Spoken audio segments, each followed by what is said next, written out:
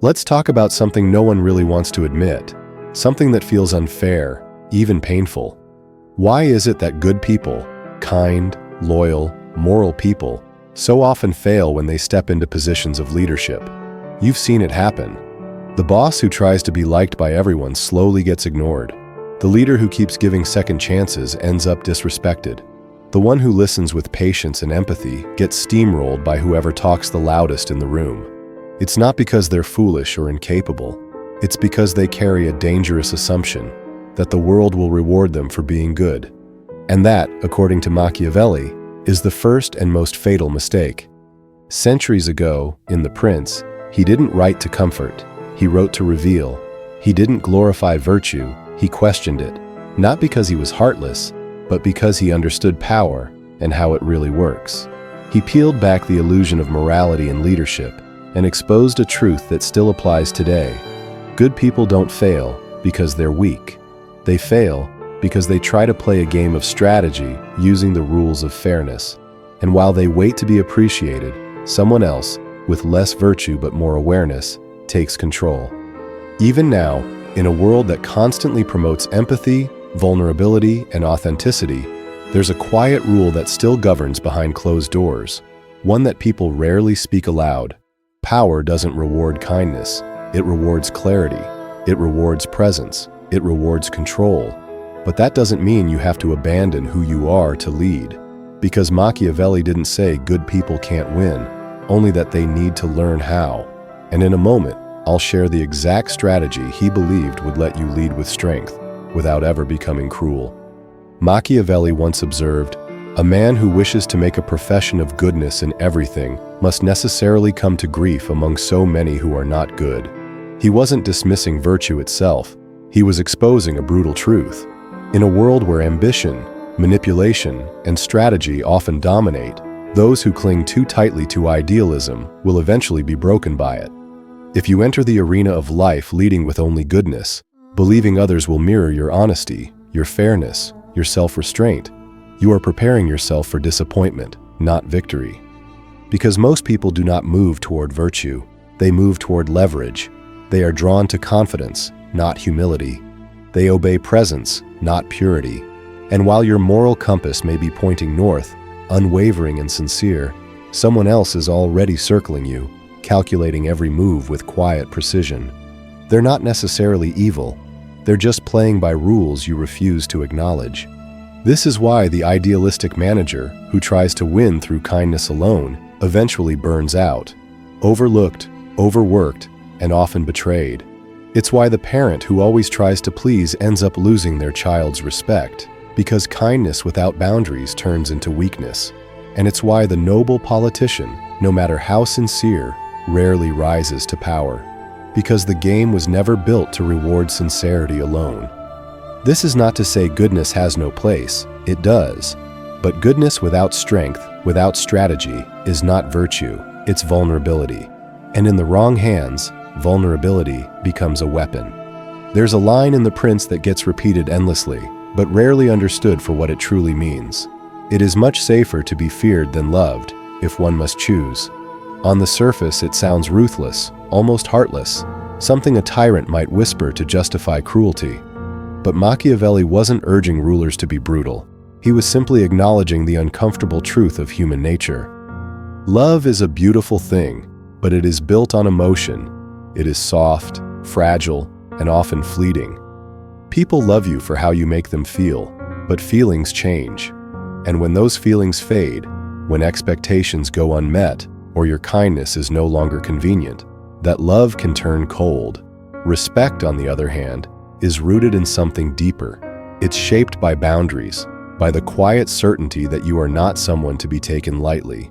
People respect what they fear crossing, and when love and fear come into conflict, it is fear, not affection, that holds the line. In leadership, if you are only loved, if you try to win everyone's approval without establishing your presence, you will be tested. People will begin to push, to question your judgment, to sense weakness where there is warmth. And slowly, you'll lose authority. Not because you were unkind, but because kindness without limits breeds familiarity, and familiarity without respect breeds contempt. Machiavelli didn't say fear is better because he hated love. He said it because he understood how power slips through the fingers of those who rely too heavily on being liked. Of course, the ideal is to be both loved and feared, to inspire trust, yet never be underestimated.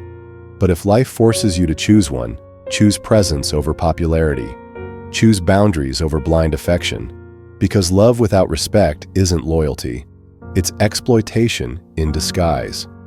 One of Machiavelli's most enduring lessons comes not from a command, but from a metaphor. A ruler must learn how to be both a lion and a fox. At first it sounds poetic, almost simple, but within that image lies the entire architecture of power. The lion represents strength, force, presence, the ability to intimidate and protect. The fox, by contrast, is subtlety, cunning, charm, the ability to navigate deception and avoid traps. And the truth is, in any position of power, whether you're a leader, a parent, or simply trying to hold your ground in a harsh world, relying on only one of these traits will get you cornered. If you lead only like a lion, all fire and might, people will fear you, but they'll also watch for weakness.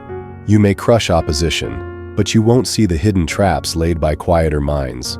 Pride will blind you, and brute force will make enemies that patience could have disarmed. You'll win battles, but you'll lose the war of perception. If instead, you lead only like a fox, clever, disarming, likable, you might avoid danger for a time. People may underestimate you, but when the moment comes to assert yourself, to draw the line, to protect what is yours, you'll find you lack the strength to be taken seriously. Charm without consequence is a performance, and sooner or later, someone will call your bluff. But when you master both, when you know when to lower your voice and when to raise it, when to wait and when to strike, you stop reacting to the world and start shaping it. You're no longer just a good person trying to survive. You're someone who sees the game clearly and chooses how to play it, with strategy, with timing, with presence. That's when people begin to pay attention, because you're not leading from emotion alone. You're leading from awareness, of people, of timing, of power, and that is what makes a ruler enduring. Here's where the message sharpens, where Machiavelli's realism meets the hope many people still carry. He never claimed you must become evil to lead. He never asked you to abandon your values, to deceive for pleasure, or to manipulate without reason. What he did say, with unwavering clarity, is that you must understand the nature of evil, its shape, its tactics, its quiet influence over weak minds. Only by understanding it can you guard against it. Only by seeing how the game is played can you avoid being played yourself. So if you are someone who values goodness, fairness, and integrity, if your instinct is to do what's right, even when no one's watching, you don't have to throw those values away to survive. But you do need to protect them, not with naive hope, but with strategy. Because in a world where not everyone plays fair, goodness alone is not enough.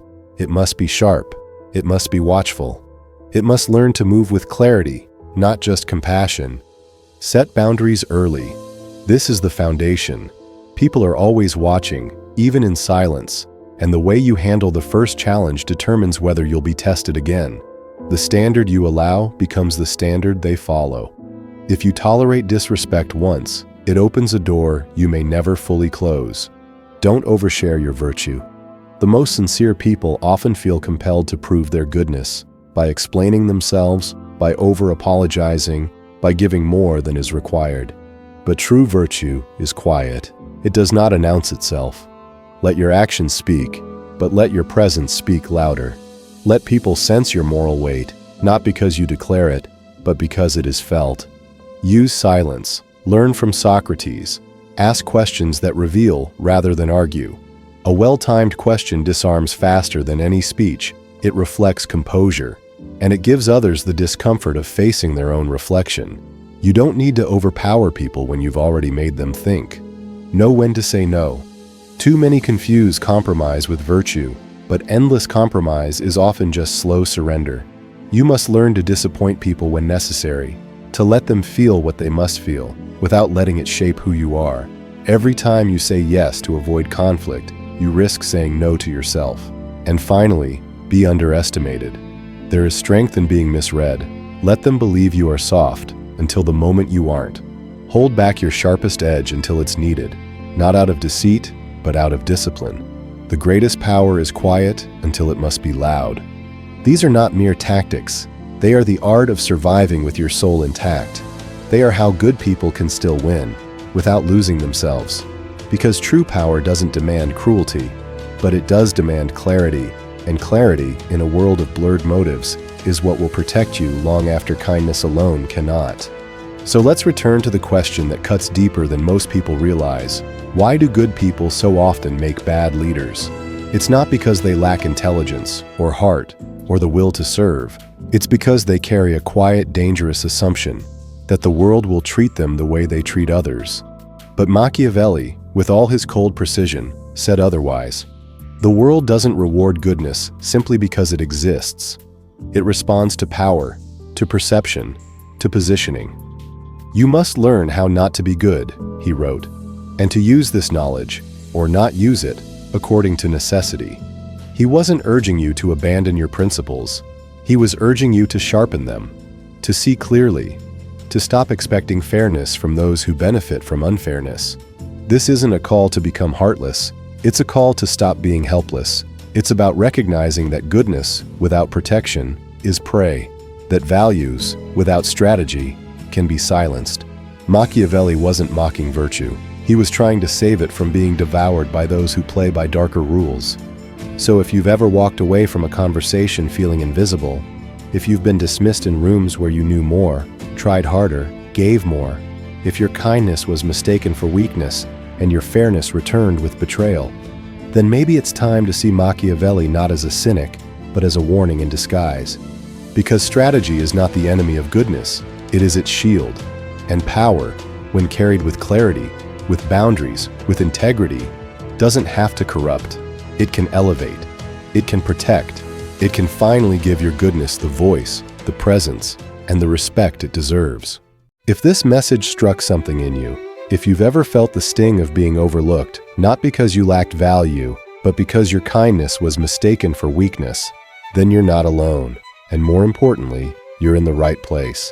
This is where we explore truths that most people are too afraid to say out loud. Not just quotes from old books, but lessons pulled straight from life itself. Because understanding power, real power, isn't about domination. It's about awareness. It's about protecting what's good in you without letting the world tear it apart. So if you're ready to go deeper, to stop playing small, to learn how to lead, protect, and rise without losing who you are, then hit that subscribe button. Leave a comment below and tell me, when was a time your goodness cost you something? Or a moment where you had to grow stronger, just to keep being yourself? Your story might be the one that helps someone else feel seen,